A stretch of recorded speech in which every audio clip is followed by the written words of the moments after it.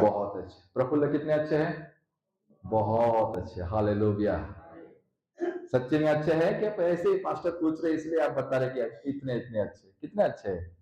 बहुत अच्छे हैं। Praise the Lord. समस्या, दुख, चिंता, बीमारी, रोगराई चालू है, झगड़े रगड़े चालू है, लेकिन अच्छे रहना। Praise the Lord. आनंदित रहो प्रभु में, सर्वदा आनंदित रहो। एक और अनाउंसमेंट रह गया, ये एक आपका दशमांश के लिए भी ये पैम्पलेट आप ये इन्वेलप यूज कर सकते हैं, और इन दिनों में चर्च में स्पेशल ऑफरिंग हो रही है, उसके लिए भी आप इसको यूज कर सकते हैं। ठीक है, हाँ? एक इन्वेलप है, अगर चर्च के बाद किसको चाहिए आप चर्च से लेके जाइए। हालेलुया। कल ही पूरे वर्ल्ड में एक स्पेशल डे था। कल पूरे वर्ल्ड में क्या डे था? स्पेशल डे था। क्या था प्रतिभा? कौन सा डे था कल निर्दोष भाई? हाँ, हालेलुया। हाँ? और कल एक वैलेंटाइन डे था ना? क्या सभी आशिकों के लिए, सभी दीवानों के लिए कल का दिन स्पेशल था। और लेकिन मसीह व्यक्ति वैलेंटाइन विथ जीसस करता है। हालेलुया। हाँ? मसीह इंसान जो धार्मिक है, जो प्रभु का भय मानता है। एक ऐसी एक स्टोरी है, और और वो इस प्रकार से है कि एक जवान लड़का को 3 लड़कियां पसंद करती थी। एक जवान लड़का है और उसको पसंद करने वाली कितनी लड़कियां हैं? 3 लड़कियां। कि मैं तेरे साथ शादी करूंगी, मैं तेरे साथ जीऊंगी मरूंगी, मैं तेरे साथ रहूंगी। 3 लड़कियां एक लड़के को क्या करी, बहुत पसंद करती है। वो लड़के को भी मालूम है तीनों लड़कियां मुझे पसंद करते हैं। एक दिन क्या हो गया, वो लड़के का एक्सीडेंट हो गया और उसको एडमिट कर दिए, और उसकी आंख चली गई। और पहली लड़की आई रोते रोते, और ओहो, मैं तेरे साथ कितना अच्छा सुकून में शांति में जीना चाहती थी, तेरे साथ रहना चाहती थी। लेकिन वो बोलता है कि अब मैं क्या करूं, अब मेरी आंखें नहीं है, मैं तुझे देख नहीं सकता। तू एक काम कर, तू कुछ दूसरा अपने जीवन में आगे बढ़ जा, क्योंकि मैं तो अभी क्या हो गया हूं, अंधा हो गया। वो लड़की बोलती ठीक है, अब मैं क्या करूं, तू अंधा तो हो गया है कि नहीं, मैं तेरे ऊपर बदलने होना चाहती। तो वो लड़की चली गई। उसके साथ साथ हॉस्पिटल में दूसरी एक और लड़की आ गई। वो बोली थी कि मैं तेरे साथ ही देखना चाहती हूँ, मैं तेरे साथ ही रहना चाहती हूँ। ऐसे कैसे हो गया, ये नहीं हो सकता, कैसे ऐसे हो गया, तुम कैसे गिर गए, और तुम्हारी आंखों को क्या हो गया, कैसे तुम्हारी दृष्टि चली गई। वो बोलता है कि मैं तो अब अंधा हो गया हूं, अब मैं देख नहीं सकता, मैं तेरे इतने सुंदर चेहरे को भी मैं देख नहीं सकता, और मुझे हमेशा तुझे क्या करना पड़ेगा, हाथ पकड़कर तू तू मुझे चलाएगी, मुझे बाथरूम भी ले जाएगी, और मुझे चर्च में भी ले जाएगी, मुझे शादी में ले जाएगी, मुझे हर जगह पर तेरी मदद होगी। तो अब मैं जीवन में अकेला रहना चाहता हूँ, तू एक काम कर, तू अपने जीवन में आगे बढ़ जा, देख तेरी मर्जी क्या है। और वो लड़की बोलती ठीक है, और इस प्रकार से वो भी पीछे चली जाती है। फिर तीसरी लड़की शाम के समय आती है, और वो उसको देखकर फुट फुट कर रोने लगती है। और जब वो रोने लगती है और वो रोती है और बोलती है कैसे हो गया, और वो जो बोलते हैं ना कि हम लोग प्यार में एक दूसरे को क्या क्या बोलते हैं ना, हम भी गंभीर जानू मानो टानो कोनो, ना? तो उस प्रकार से वो उसके साथ रोने लगी, उसके लिए वो बहुत चिंता करने लगी, अब कैसे होगा, हम दोनों कैसे आगे बढ़ेंगे।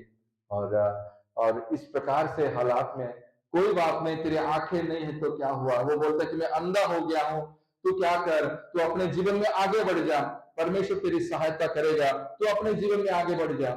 वो बोलती नहीं, कोई बात नहीं, तेरी आंखें नहीं है तो क्या हुआ, मैं तुझे चलाऊंगी, मैं तेरा हाथ पकड़कर तुझे क्या करूंगी, हर जगह पर तेरी चिंताओं को मैं उठाऊंगी। प्रियो, ये समाज में, ये दुनिया में, संसार हमेशा प्रेमियों के लिए क्या किया है, दगा और धोखा और उनका गलत इस्तेमाल किया है। और हमेशा ये संसार का प्रेम मतलब से और ढोंग से भरा हुआ है। इस कहानी से हम लोग क्या देखते हैं कि सच्चे प्रेमी इस दुनिया में बहुत कम है, और जो सच्चा प्रेम करता है उसको रोना पड़ेगा, उसको आंसुओं को बहाना पड़ेगा, उसको एक दूसरे के लिए मरना पड़ेगा, उसको उसको उसको उसको दूसरों के लिए जीवन देना पड़ेगा। जिसने सच्चा प्रेम किया वो दूसरे के लिए जान दे देगा। और इसका एकमात्र उदाहरण आपको बाइबल में दिखेगा, वो उदाहरण है प्रभु यीशु मसीह, जिसने तुम्हारे खातिर बाइबल में लिखा कि परमेश्वर ने जगत से ऐसा प्रेम किया कि उसने अपना एक लौता पुत्र दे दिया ताकि जो कोई उस पर विश्वास करे उसका नाश ना हो बल्कि उसे अनंत जीवन प्राप्त हो। ये वो परमेश्वर है जो आपको, मुझे, हम सबों को वो अगापे प्रेम करता है। उसका प्रेम अनकंडीशनल है, उसका प्रेम में कोई कंडीशन नहीं है, उसका प्रेम पवित्र है। उसके इस पवित्र प्रेम का आमंत्रण हम सबों को है। ऐसे ही कहानी मुझे आपको छत्तीसगढ़ की बतानी है। छत्तीसगढ़ कोंडा गांव के परसागुड़ा सोरगांव गांव में प्रभु को प्रेम करने वाले बहुत लोग आपको मिलेंगे। एक परिवार की कहानी मैं आपको बताना चाहता हूं, जो परिवार दिल से, मन से, धन से प्रभु को प्रेम करता है। गांव वाले ने उनका हुक्का पानी बंद कर दिया, गांव वाले लोग उनके साथ बातें नहीं कर रहे। ये रियल घटना, ये हमारे जो Christian forum, Chhattisgarh Christian forum के पास्टर पन्नालाल जी हैं, या उनके द्वारा से ये बात में मेरे पास पहुंची। उनको पीने के लिए पानी नहीं है तो ये लोग क्या कर रहे हैं, गंदा नाली का पानी पी रहे हैं।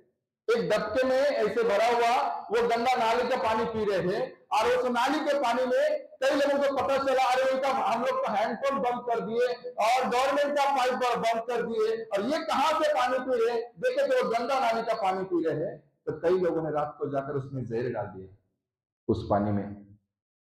जब कुछ अच्छे लोगों को पता चला कि इसमें जहर डाला है तो उनको बचाए। आज प्रभु यीशु को प्यार करने वाले, आज प्रभु यीशु के लिए जीने और मरने की कसमें खाने वाले, थोड़ा सा समस्या आए, थोड़ी सी मुसीबतें आए, थोड़ी सी दिक्कतें आए, पीछे रह जाते। लेकिन यहां पर एक ऐसा परिवार है, इतना समस्या, पीने की पानी की असुविधा, मरने की नौबत आ गई है, उनको पता नहीं वहां पर जहर डाला है। कुछ जानवर वो पानी पीकर मर गए, तब गांव वालों को पता चला कि इसमें जहर है। फिर उस परिवार को किसी अच्छे लोगों ने बताया। मेरे प्रियो, हम लोगों का प्रभु यीशु के साथ, हम लोगों का प्रभु यीशु के साथ कैसा संबंध है? हम लोगों के साथ, हम लोग प्रभु यीशु के साथ अपने जीवन चर्या को कैसे रखते हैं? हम लोग कैसे बनाकर लेकर चलते हैं? हमारे जीवन का पहला पहला प्यार वो हमारा प्रभु यीशु होना चाहिए। एक समय था जब हम लोग यूथ कैंप में थे, और यूथ कैंप भी था वैलेंटाइन डे के दिन, 14 फरवरी को था, और उसका हेड टाइटल था वैलेंटाइन विद जीसस। हम अपना प्यार यीशु के साथ, यीशु के साथ सेलिब्रेशन करेंगे। वैलेंटाइन की स्टोरी अलग है, वैलेंटाइन की कहानी अलग है, आपको गूगल में मिल जाएगी। लेकिन उस चीज को आज कई अलग तर्क और वितर्क कर उसका पिक्चर, उसका सिनेमा हमारे सामने अलग रखा गया है। प्रियो, आपका वैलेंटाइन आपका प्रभु होना चाहिए। आपके जीवन का सच्चा प्रेमी आपका परमेश्वर होना चाहिए। आज कई लोग संसार में अपने मन लगाकर, जीवन लगाकर, दिल लगाकर बैठकर दुखी है। और वे क्या है, एक पास्टर जी एक जगह पर मैसेज दे रहे थे, उनका एक कोटेशन मुझे याद है, और वे कहते हैं शादी से पहले कि मैं तेरे प्यार में पागल। वो गीत है ना संजय, प्रमोद, हम लोगों को पता होगा, नहीं, मैं तेरे प्यार में पागल हुए थे नहीं क्या कभी आप भी? हालेलुया, मैं तेरे प्यार में पागल। और तेरे प्यार में पागल अगर पहले से ही बोला है तो शादी के बाद, प्यार के बाद पागल ही हो गया। कौन चाहेगा कि आपका प्रेमी पागल हो? कौन चाहेगा कि आपको प्यार करने वाला पागल हो? कौन चाहेगा कि आपको पूर्ण रूप से, मन से प्रेम करने वाला आपका प्रेमी मेंटल हो? और वो हो गया, क्योंकि आप तो चाह रहे थे, आपने तो यही गीत गा रहे थे, आपने यही तो भजन गाया, आपने यही तो गीत गाया कि मैं तेरे प्यार में पागल, और हो गए पागल। अब क्या हो रहे? प्यार नहीं मिल रहा है तो दारू, प्यार नहीं मिल रहा है तो झगड़े, प्यार नहीं मिल रहा है तो कुछ व्यसन्स चालू कर दिए, ड्रग्स पीना, गांजा पीना, सिगरेट पीना और गंदी गंदी काम करना। पागल हो गया क्योंकि उसको उसका प्रेम नहीं मिला। कितनों ने हाथ काट दिए, कितनों ने अपने खून से लेकर लिख दिए, कितनों ने जहर खा लिए, कितनों ने गोलियां खा ली। पानी डिपा में एक लड़का है, वन साइड लव था, ज्यादा बड़ा नहीं था, 17-18 साल का, 4 बार अपने जीवन में धोखा खाया और एक दिन फांसी में मर गया। उसके घर में सुसाइड हो गया। हमको यहां पर पता नहीं, वो पुलिस आके उसको लेके चले गए। इतना सब कारनामा होने के हमको कितने दिनों के बाद पता चला। मैं तेरे प्यार में पागल। आज लोग सुसाइड कर रहे सच्चे प्यार के लिए और अपना जीवन दे रहे। उनको प्यार का मतलब मालूम नहीं, प्यार में जीना मरना उनको समझ में नहीं आता, और वे क्या हो रहे, वन साइड लव के कारण ये अपने जीवन को कुर्बान कर दे रहे। प्रियो, आज प्रभु को समझिए, आज उसके वचन को समझिए, आज उसका उसका उसका जीना और उसका क्रूस पर मरने का मर्म थोड़ा समझिए। पिछले 3 संडे से 2 संडे से हम लोग परमेश्वर के राज्य में, इस साल हमने, इस महीना हमने 1 तारीख को हमने एक वचन सुना कि परमेश्वर के राज्य में बोला, और कल का जो लास्ट संडे था उसमें हमने ये सुना कि सब कुछ खत्म हो जाए लेकिन परमेश्वर का राज्य कभी खत्म नहीं होगा। हमने संसार का राज्य और स्वर्ग के राज्य के बारे में हमने सुना पिछले संडे। ये महीना हम लोग परमेश्वर के राज्य के बारे में हम लोग सुन रहे हैं। और परमेश्वर का राज्य आपको, परमेश्वर का वचन आपको आत्महत्या करने के लिए मना करेगा। वो पाप बोलेगा, सुसाइड ये पाप बोलेगा, महापाप बोलेगा। प्रियो, आज कईयों का जीवन आज नरक में पाया जाता है, आज कईयों का जीवन में अशांति पाई जाती है। आइए, पिछला संडे हमने जहां से छोड़ा था हम उसको वहां से आज क्या करेंगे, उसको कंप्लीट करने की कोशिश करेंगे। पिछले संडे एक बात मैंने मर्लिन मुर्नो के बारे में मैंने आपको बताया। मर्लिन मुर्नो, आप इसको सर्च किए होंगे पिछले हफ्ता, आपने गूगल में उसका फोटो देखा होगा। बहुत ही ब्यूटीफुल लेडी, एक सुंदर मॉडल और एक हीरोइन, और आजकल की हीरोइन उसके सामने कुछ नहीं। मर्लिन मुनरो 1926 टू 1962 में उसका डेथ हुआ। देखने में बहुत ही सुंदर, बहुत ही ब्यूटीफुल, देश के प्रधानमंत्री, राष्ट्रपति उसका रूप देखने के लिए, उसको मिलने के लिए आते। Very beautiful. और ये ऐसी स्त्री, धन है, मान है, सम्मान है, जीवन है, अधिकार है, रूपदार है, और हर प्रकार के अधिकार इसके पास, सर्वांगीण इसका विकास हुआ है। मर्लिन मुर्नो, ये लेडी उम्र के जस्ट 36 ईयर में सुसाइड कर देती है। क्यों? उम्र के सिर्फ 36 साल में वो सुसाइड करती है, और सुसाइड करने से पहले एक पत्र वो लिखती है, और उस पत्र में कहती है, मेरे पास घर है, मेरे पास माल मत्ता, धन संपत्ति सब कुछ है, डिग्रियां हैं, सर्टिफिकेट से घर है, और पैसा तो अनाप शनाप पैसा है, मेरे पास नाम है, मेरे पास प्रतिष्ठा है, लेकिन लास्ट में वो बोलती है, मेरे पास शांति नहीं है।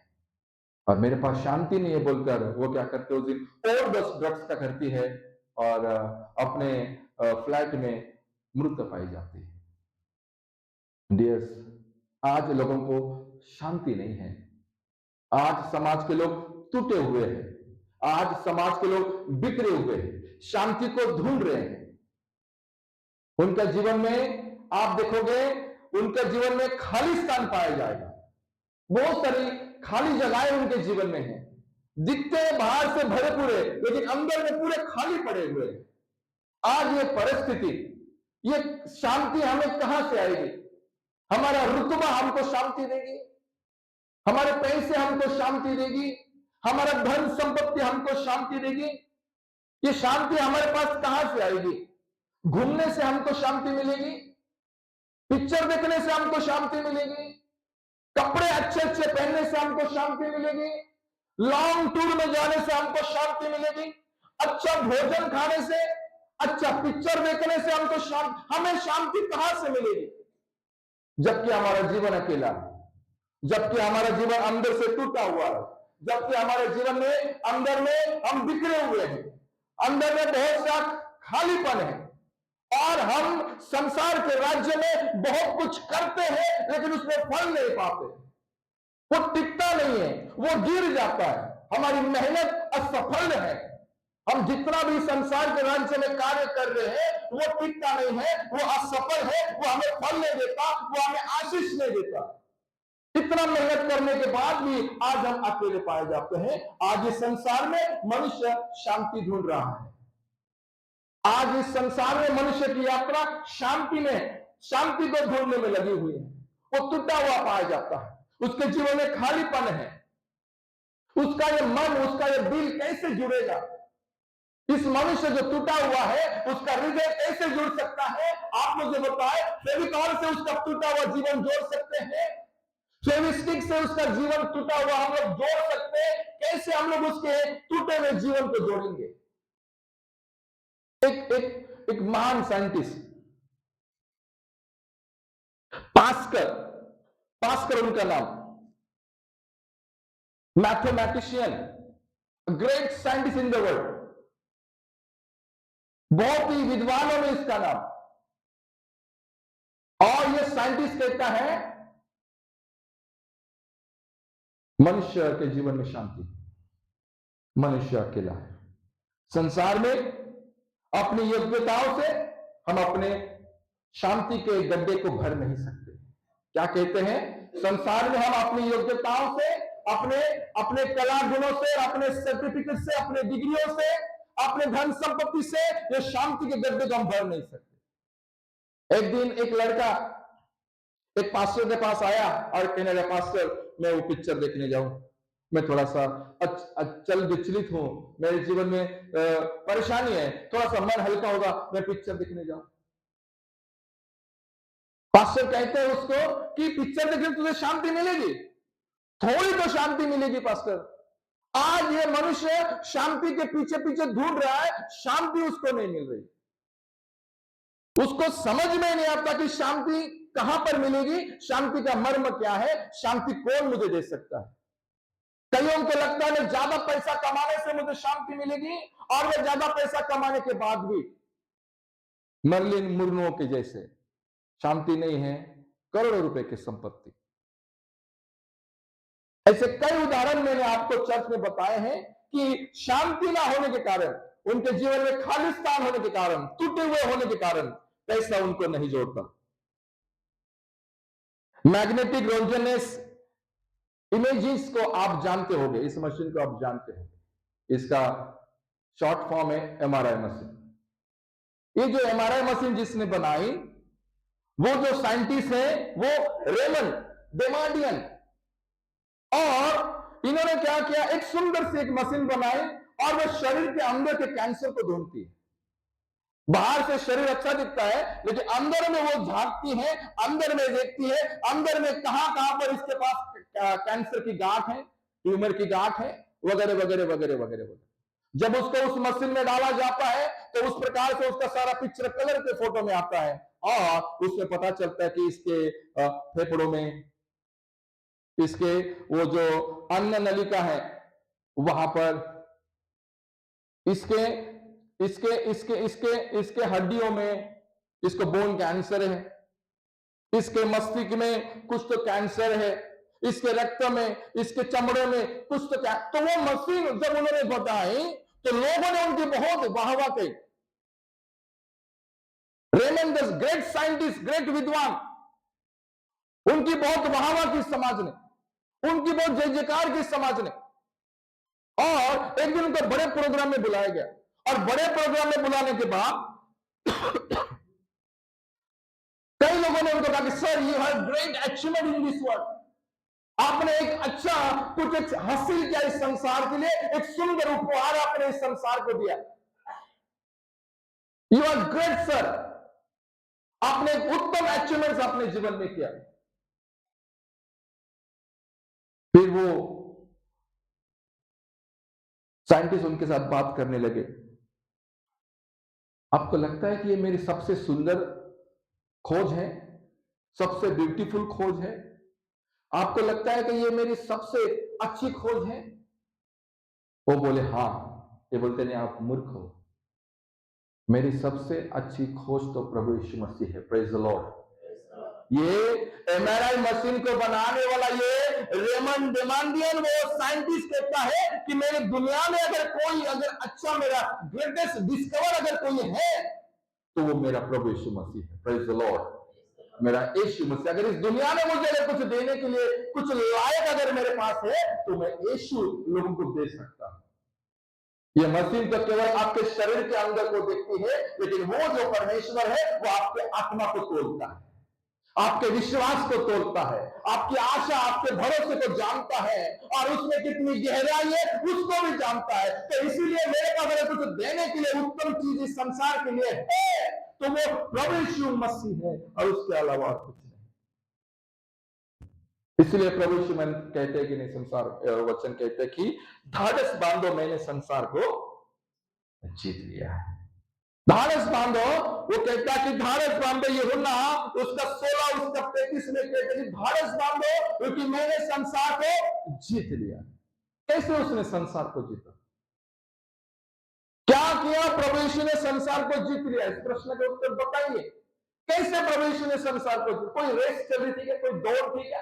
कोई कंपटीशन था क्या? कैसे उसने इस संसार को जीता? बाइबल कहती है, प्रभु यीशु ने कहा कि ढाढ़स बांधो, हिम्मत रखो, बल रखो कि मैंने संसार को जीत लिया। कैसे आपके प्रभु यीशु ने इस संसार को जीता? Hallelujah, praise the Lord. उसने संसार को प्रेम किया। हालेलुया, उसने संसार को क्या किया? प्रेम किया। उसने संसार की चिंता की। उसने संसार के लोगों के लिए आंसू बहाए। उसका प्रेम इतना निर्मल था, इतना कोमल था, बच्चे के जैसे उसका मन था, बहुत ही कोमल था, निर्मल था, बहुत ही पवित्र था। उसने संसार को प्रेम किया, संसार को प्रेम करना सिखाया। ये एक ऐसा परमेश्वर का राज्य है जो कभी नाश नहीं होगा। संसार का प्रेम नाश हो जाएगा, संसार के प्रेमी मिट जाएंगे, संसार के राजा, राजाधिपति और राज्य खत्म हो जाएंगे, लेकिन ये एक ऐसा राज्य है जो कभी भी नहीं मिटेगा। प्रेज द लॉर्ड, अनंत काल तक टिके। उसने संसार को प्रेम किया, उसने संसार की चिंता की। उसने केवल संसार को ज्ञान नहीं दिया, बल्कि संसार के उद्धार के लिए अपना प्राण भी दिया। यह महान ईश्वर, यहोवा परमेश्वर का एकलौता दुलारा, एकलौता पुत्र प्रभु यीशु मसीह तुम्हारे और मेरे लिए इस क्रूस के ऊपर क्या किया? अपने आप को बलिदान किया। ज्ञान देने वाले संसार में आपको बहुत मिलेंगे, ज्ञान देने वाले लोग यूट्यूब में भी आपको बहुत मिलेंगे, सोशल मीडिया में आपको बहुत मिलेंगे। आप बताओ, जो ज्ञान देने वाले हैं उनमें से कितनों ने आपके उद्धार के लिए जीवन दिया? कितनों ने आपके प्राण बचाने के लिए अपने जीवन दिए? पूरे वर्ल्ड में अगर कोई है तो बताओ, किसने एक दूसरे को बचाने के लिए अपने प्राण दिए? वर्ल्ड की बात छोड़ो, अपने भारत में बताओ किसने प्राण दिए? प्रियो, एकमात्र ऐसा परमेश्वर जो तुम्हारे और मेरे अकेलेपन के उस कष्ट को दूर करना चाहता है, इसलिए वह आपके जीवन में आना चाहता है। Praise the Lord. यह कष्ट कठिन है, अकेलेपन का कष्ट बहुत ही भयंकर कष्ट है। वो इस कष्ट को, इस ताड़ना को, इस वेदना को, इस दर्द को वो आपके जीवन में क्या करना चाहता है? दूर करना चाहता है। कोई जेल में, अगर आपका पड़ोसी जेल में जाने वाला है और आप उसके बदले जेल में जाओगे क्या? नहीं जाओगे। आप तो अपने दरवाजे बंद कर दोगे क्योंकि वो जेल में जा रहे हैं, पुलिस लगा रही जा रही है। अपने पड़ोसी के लिए कोई जेल में नहीं जाएगा तो हम जान कैसे देंगे? लेकिन ये वो परमेश्वर है, वो तुम्हारे और मेरे लिए उसने क्या किया? अपने शत्रुओं को भी प्रेम किया। हम करते हैं अपने शत्रुओं को प्रेम? उसने अपने शत्रुओं के लिए आंसू बहाए। हम बहाते अपने शत्रुओं के लिए अपने आंसू? उसने अपने शत्रुओं की चिंता की। हम करते कभी अपने शत्रुओं की चिंता? प्रियो, वह ऐसा परमेश्वर है, अपने शत्रुओं के ऊपर प्रेम करता है। Hallelujah, hallelujah, praise the Lord. हम कैसे चाहेंगे? थोड़ा सा बंद कर दीजिए अगर वो नहीं समझ में आ रहा। थोड़ा अगर हम लोग अगर देखेंगे, आपका शत्रु अगर आपके सामने है, हम कोशिश करेंगे कैसे मैं इसके आगे भागूं, कैसे नीचे गिरेगा। हमसे नहीं हो रहा है तो हम कहीं और से मदद लेंगे, लेकिन अपने शत्रु को गिराने की कोशिश करेंगे। प्रियो, हम किसी दूसरे की सहायता से, हम किसी दूसरे की मदद से हम क्या करेंगे? अपने शत्रु के ऊपर विजय हासिल करेंगे। लेकिन राजाओं के राजा, प्रभुओं के प्रभु के पुत्र प्रभु यीशु मसीह को इस पृथ्वी पर, जमीन पर उसको क्या कर दिया? गिराया गया, उसको लातों से और घुसों से उसको मारा। उसको लातों से और घूसों से उसके ऊपर मारा, उसके कपड़े फाड़े गए, उसके ऊपर थूका गया।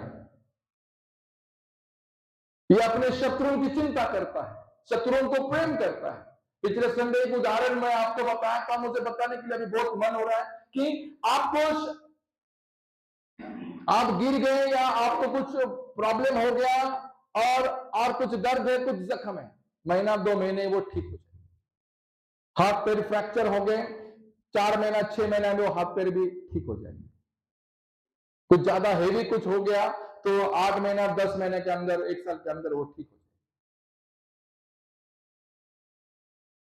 वो जख्म ठीक हो जाएगी। उसका दर्द आपको याद नहीं आएगा।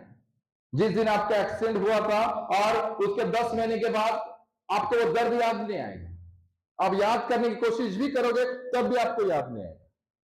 मुझे मालूम है कि जब मैं 8 में था या 7 में था, स्टैंडर्ड 8 में था शायद या स्टैंडर्ड 7 में था, साइकिल मुझे चलाने का बहुत शौक था। बहुत मेरी इच्छा कि मुझे साइकिल चलाओ।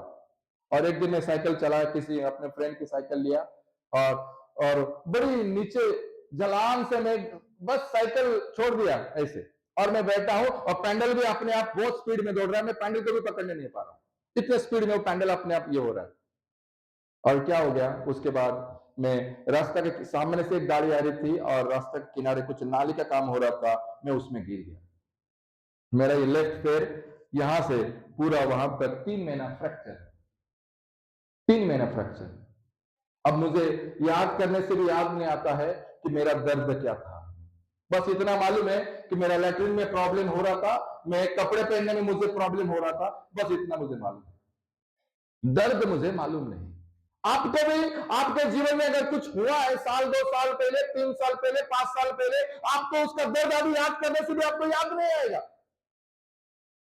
लेकिन एक ऐसी सजा है, एक ऐसा दर्द है, अगर तुम्हारे मुंह के ऊपर थूक दे, तुम्हारे मुंह के ऊपर थूक दे, अब जीवन भर वो अपमान, वो दर्द कभी आप नहीं भूलेंगे, वो परिस्थिति आप कभी नहीं भूलेंगे, क्योंकि उसने क्या किया, आपके मुंह के ऊपर थूका।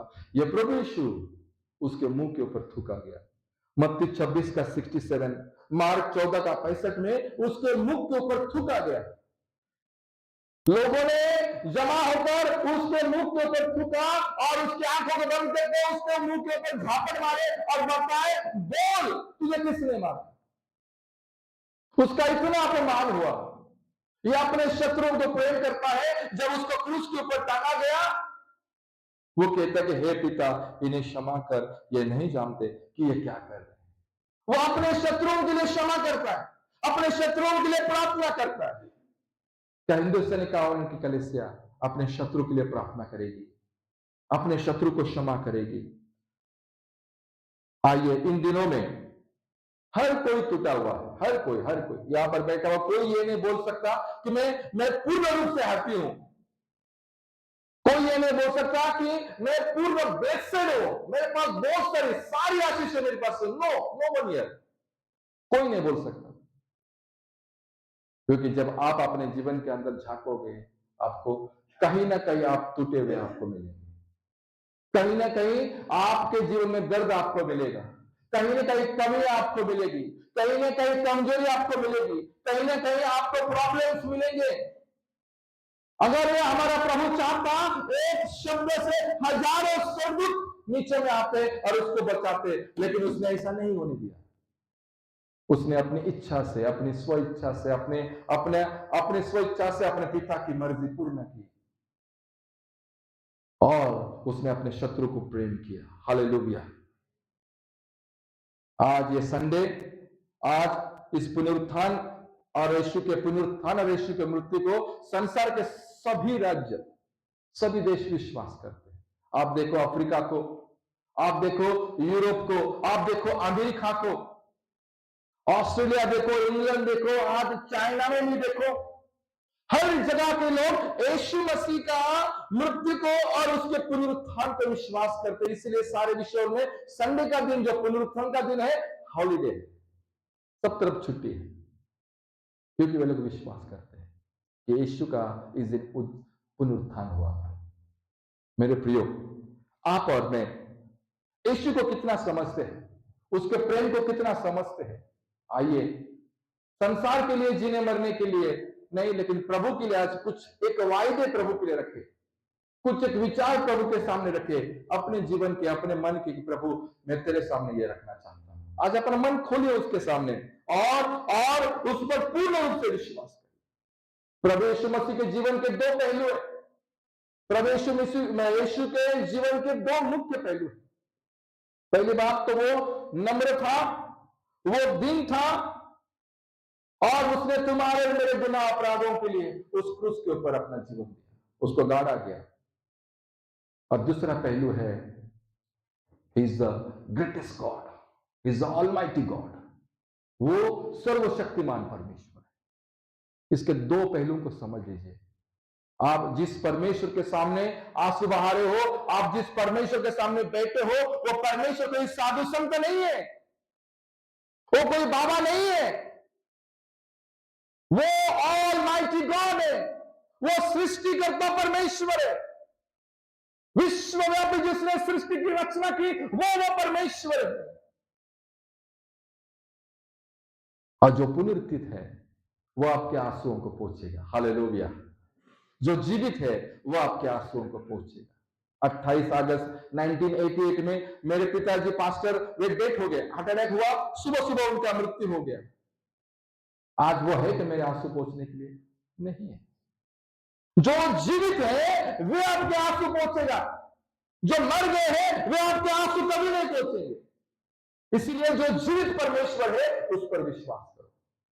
जो जीवित परमेश्वर है, आप उसके भरोसे, उसके सहारे अपने जीवन में आगे बढ़ो। इसलिए उसके पुनरुत्थान का जो दिन है, वो दिन यूनिवर्सिटी में, कॉलेज में, हॉस्टल्स में, स्कूल में, नेशनल इंटरनेशनल लेवल की हॉलीडेज है, छुट्टी, संडे मतलब हॉलीडे, सबको पता, क्योंकि लोग विश्वास करते हैं वो यीशु का पुनरुत्थान का दिन है। प्रियो, प्रभु यीशु मसीह आपके आंसुओं को पोंछेगा। संसार में कौन है हमारे आंसुओं को पोंछेगा? संसार में कौन अंतिम समय तक टिका रहेगा? संसार में कौन अंतिम समय तक आपके साथ खड़ा रहेगा या खड़ी रहेगी, जो आपके आंसुओं को पोंछेगा? आज नहीं तो कल सबको जाना है, अपना स्थान, अपना निवास स्थान, यहां का डेरा छोड़कर हमको जाना है। लेकिन प्रकाशित वाक्य उसका 21:4 में प्रभु यीशु कहते हैं कि वो जो जीवित है वो आपके आंसुओं को पोंछेगा। Hallelujah, praise the lord, hallelujah, जोर से बोलो हालेलुया। वो आपके आंसुओं को पोंछेगा, वो आपके बहते हुए आंखों को वो क्या करेगा? आपके नम नम आंखों को वो क्या करेगा? वो पोंछेगा। इसलिए हमने वो गीत गाया, मेरा यीशु है मुझको भला, वही काफी है मुझको सदा। और उस गीत में एक लाइन इस प्रकार से है, और वो इस प्रकार से वहां पे कहता है, देखिए वो क्या कहता है, मेरे दुखों का होगा गमन, आंसू पोंछेगा जो आंख होगी नम। हालेलुया। जो आंख नम होगी, उस आंख को, आंसुओं को पोंछेगा वो परमेश्वर, आंखों को, आंसुओं को पोंछने वाला। आपको ऐसे समझ में आ रहा है, आप अकेले हो, और आपके अकेलेपन में आपके आंसुओं को पोंछने वाला इस संसार में कोई नहीं है। लेकिन आप अपने पड़ोसी के पास जाओगे, वो आपका दर्द और बढ़ाएगा। लेकिन आप रात के बीच रात में, मध्य रात्रि में आप यीशु को पुकारोगे, उसके सामने घुटने देखकर अपना पश्चाताप करोगे और उसको मदद मांगोगे, गारंटी है मेरी, वो आपके लिए खड़ा रहेगा। हालेलुया। वो परमेश्वर आपके आंसुओं को पोंछेगा। Praise the Lord. आपके दुखों का होगा दमन, आपके दुख वो दूर करेगा और उस राज्य में ले जाएगा जिस राज्य में आपको क्या है, ना रोना है, ना आंसू है, ना चिंता है, ना बीमारी है, ना रोगराई है, बस आनंद ही आनंद है। Hallelujah, praise the lord, hallelujah, hallelujah. एक बड़ा श्रीमंत लड़का, एक बड़ा अमीर लड़का प्रभु यीशु के पास आया और प्रभु यीशु के पास आकर कहता है, हे प्रभु, अनंत जीवन पाने के लिए मैं क्या करूं? प्रभु यीशु उसे कहते हैं, अपना सर्वस्व गरीबों में बांटकर मेरे पीछे हो ले। आज सबको एक चिंता है अनंत जीवन पाने के लिए, हमारे भक्ति का लक्ष्य क्या है? हम क्यों प्रभु यीशु की भक्ति करते हैं? हम क्यों उसकी आराधना करते हैं? आपके पीछे का, उस भक्ति के पीछे का लक्ष्य क्या है? उस आराधना के पीछे का लक्ष्य क्या है? आपको मालूम नहीं तो मैं आपको बताऊं, हमें मोक्ष चाहिए। Praise the Lord. हमें अनंत जीवन चाहिए, हमें मुक्ति चाहिए, हमें शांति चाहिए। Praise the Lord. उसके पीछे का, हमारे भक्ति के पीछे का लक्ष्य क्या है? हम इतना क्यों पूर्ण मन से उसकी भक्ति करते? क्योंकि हमें शांति चाहिए, हमें मोक्ष चाहिए, हमें परित्राण चाहिए, हमें अनंत जीवन चाहिए।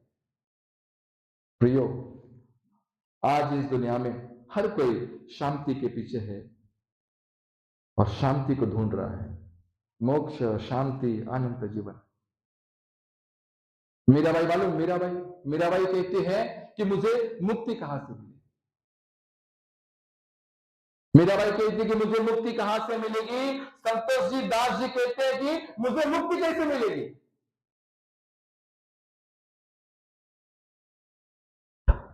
अर्जुन को श्री कृष्ण ने पूछा कि मुझे मोक्ष कैसे मिलेगा? अर्जुन ने श्री कृष्ण को पूछा कि मुझे मोक्ष कैसे मिलेगा, मुझे मुक्ति कैसे मिलेगी? प्रियो, ये मुक्ति, ये मोक्ष, ये कोई देवता, संत, सन्यासी, गुरु, पीर, पैगंबर ये हमें नहीं दे सकते। सभी ने पाप किया है।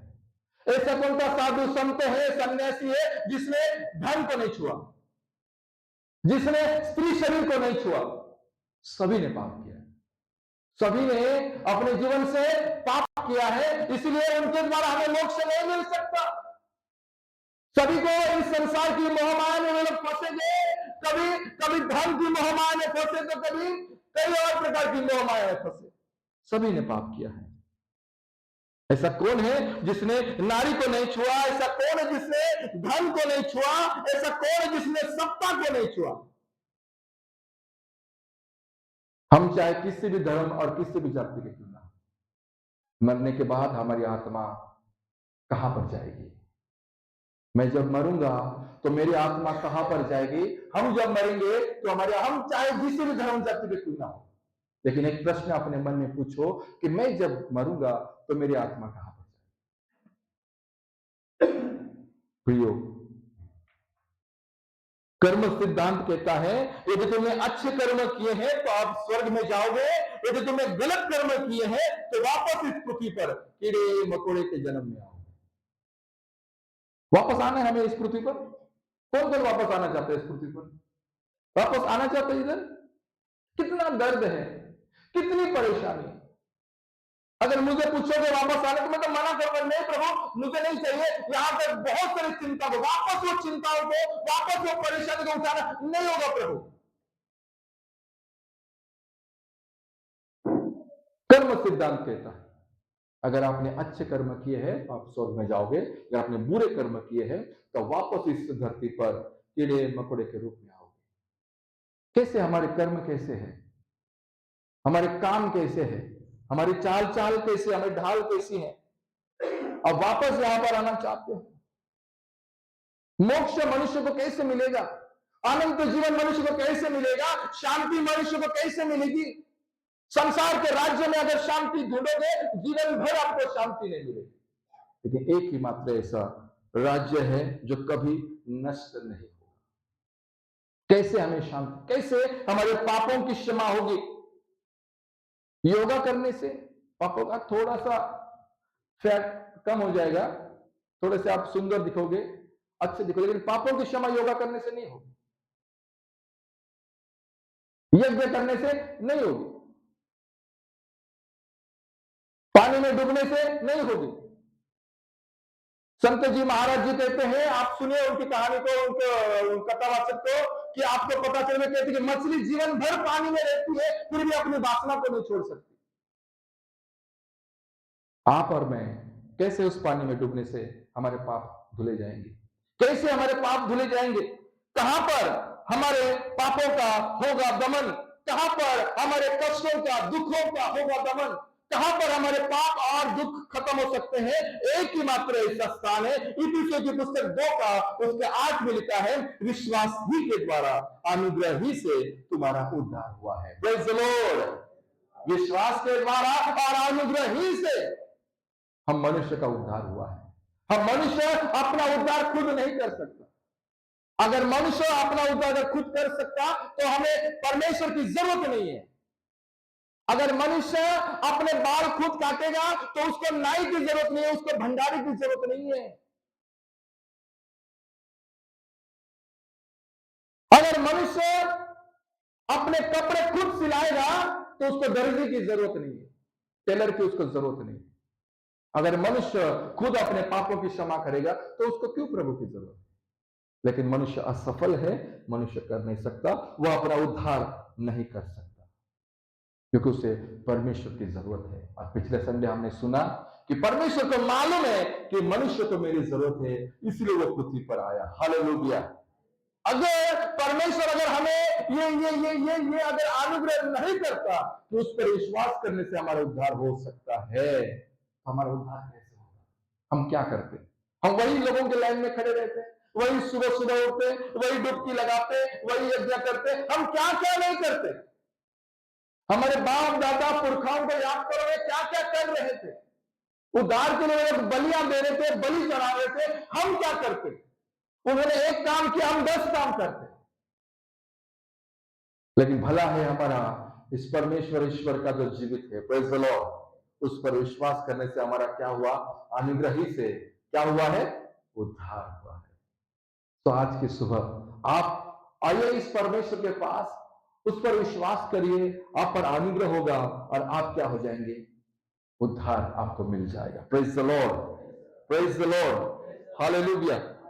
जब तक परमेश्वर अपना हाथ नहीं बढ़ाएगा, हमारा कोई उद्धार नहीं कर सकता, हमें कोई बचा नहीं सकता। इसीलिए हमेशा रोज ये प्रार्थना करना है कि प्रभु अपना हाथ बढ़ाकर मेरी अगुवाई कर, तेरे दाहिने हाथ में दीर्घायु और तेरे बाएं हाथ में धन सर्वदा बनाए। प्रभु मेरी अगुवाई करना, मेरे जीवन को चलाना, मेरी सहायता करना, मेरा मार्गदर्शन करना। एक जन्म से अंधे को, वो अंधा यीशु के पास आया और यीशु ने उसको छूकर कहता कि मैं चाहता हूं तो शुद्ध हो जा, और वो देखने लगा। हालेलुया। जन्म के अंधे को प्रभु यीशु ने स्पर्श किया और वो देखने लग गया। जब तक यीशु का हाथ हमारे जीवन में नहीं आएगा, हम आगे नहीं बढ़ सकते।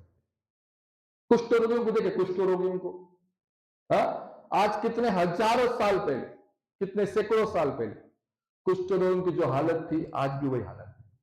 गारंटी मेरी, अगर कुष्ठ रोगी के साथ आप बैठकर खाना खाओ, उनके जो बदबू आएगी उनके शरीर से, जो लहू बहता होगा, तो जख्म उनका धीरे धीरे, उनका मांस गलता रहता है, आंखों के अलावा उनका कुछ खुला नहीं रहता, इसलिए पूरा शरीर उनका बंद रहता है। फिर भी भयंकर बदबू आती है, भयंकर बदबू आती है। उनके हड्डियां गलती रहती है, झीन होती रहती है, उनका मांस गलता रहता है, शरीर से दुर्गंध आता है, धीरे धीरे धीरे धीरे हर चीज उनका शरीर की खत्म हो जाती है। ऐसे 10 कुष्ठ रोगी प्रभु यीशु के पास आए। प्रभु यीशु ने उनको छुआ और कहते हैं कि मैं चाहता हूं तुम चंगे हो जाओ। हालेलुया। यीशु के छूने से उनका कुष्ठ रोग चला गया।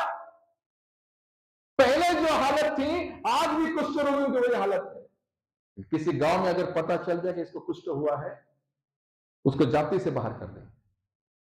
कुष्ठ रोग छोड़ो, कुछ अगर बड़ी बीमारी हो गई है, चमड़े की कोई बीमारी हो गई है, गांव वालों को पता चलेगा, आपको बाहर कर देंगे, जाति से बाहर कर देंगे। फिर जाति में आने के लिए आपको बड़ा यज्ञ करना पड़ेगा, पूजा करना पड़ेगा और आपको भूजी देना पड़ेगा, ऐसे वापस फिर आप जाति में आओगे। 2000 साल पहले, 3000 साल पहले, 4000 साल पहले कुष्ठ रोगी थे कि नहीं थे?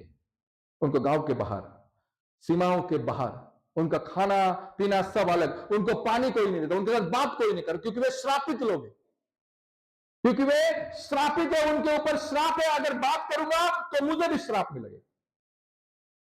इस प्रकार की भावनाएं, विचार, तो आज कितने भयंकर रीति से ये विचार बढ़ गए होंगे। आप याद करिए, ऐसे कुष्ठ रोगी को प्रभु यीशु ने छुआ और कहता है तुम सुस्त हो गए। और जाते जाते आपने याजकों को दिखाना। हालेलुया। प्रियो, यहां पर एक बात मैं आपको बताना चाहूंगा।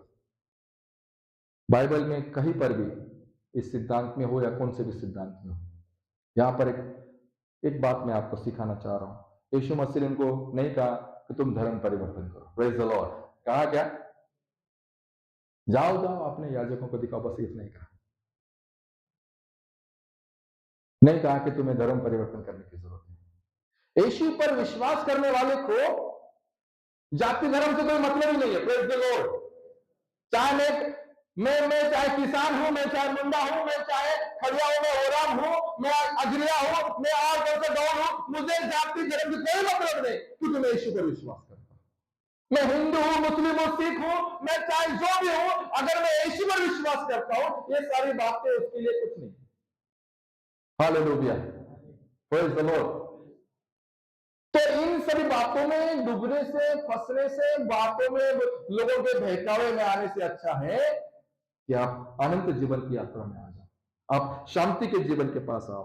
और यीशु ने कहा मैं चाहता हूं तुम शुद्ध हो जाओ। और वे जाते जाते उनका कुष्ठ रोग गया, उसी समय वो लोग चंगे हो गए। हालेलुया। हालेलुया। आज की सुबह हमें क्या चाहिए? संसारिक राज्य चाहिए या स्वर्गीय राज्य चाहिए? संसारिक राज्य की शांति भी खत्म होगी, उसका प्रेम भी खत्म होगा और आपको धोखा देगा, आपका इस्तेमाल करेगा, आपका यूज करेगा।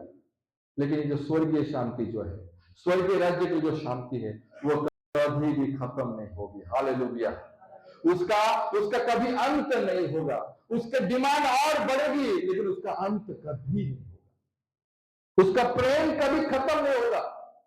स्वर्गीय राज्य का जो प्रेम है वो आपको पूर्ण भरपूरी से भर देगा और आपके पास कमियां घटिया होने के बावजूद भी आप आनंदित रहोगे, क्योंकि आपके अंदर स्वर्गीय प्रेम है, स्वर्गीय राज्य का प्रेम है और आप स्वर्गीय राज्य में जाने की तैयारी में हो। घर में तेल, नमक, पानी, आटा, पैसे नहीं होने के बाद भी आपके मन में शांति अलग सी होगी।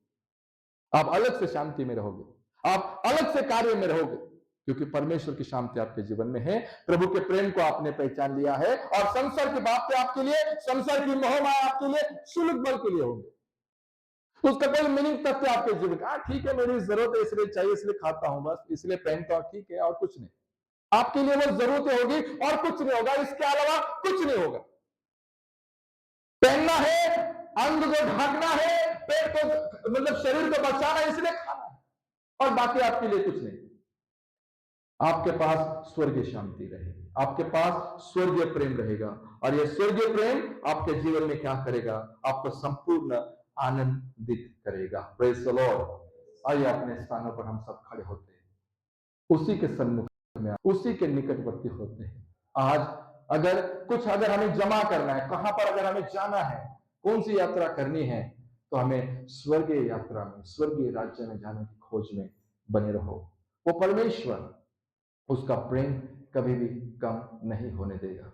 हम उसको धोखा देंगे, हम अपना प्रेम छोड़ेंगे, हम अपना प्रेम करना छोड़ेंगे, लेकिन वो परमेश्वर है, वो उसका प्रेम कभी नहीं छोड़ता, कभी नहीं त्यागता। आइए अपने स्थानों पर खड़े होते हैं और जीवित परमेश्वर के सानिध्य में अपने आप को अर्पित करते हैं। आज हमारा मन कहां पर है? आज हमारा तन कहां पर है? आज हमारा धन कहां पर है? आज हमारा माइंड कहां पर है? आज हमारा हृदय कहां पर है? आज की सुबह सारी बातों को एक साथ लेकर आओ, परमेश्वर के हाथों में अर्पित और समर्पित करो। कौन सी बातें आपके मन को डाइवर्ट कर रही है? कौन से विचार आपके मन को डाइवर्ट कर रहे हैं? आपके उपस्थित को कौन सी बातें भ्रष्ट कर रही है? प्रभु यीशु ने कभी धर्म के बारे में नहीं कहा, कभी धर्म बदलने के बारे में नहीं कहा, बस उसने एक बात कही। वो कहता है मैं पवित्र हूं, तुम भी पवित्र बनो। वो कहता है जैसे मैंने तुमसे प्रेम किया, तुम भी अपने पड़ोसियों से वैसा प्रेम करो। वो प्रेम करना सिखाता है, वो पवित्र जीवन जीना सिखाता है। कलीसिया खड़े होकर अपने आप को उसके हाथों में अर्पित करते हैं, उसी के सानिध्य में अपने आप को समर्पित करते हैं। आओ आज की सुबह प्रभु यीशु मसीह तुम्हारे और मेरे आंसुओं को पोंछने के लिए तैयार है।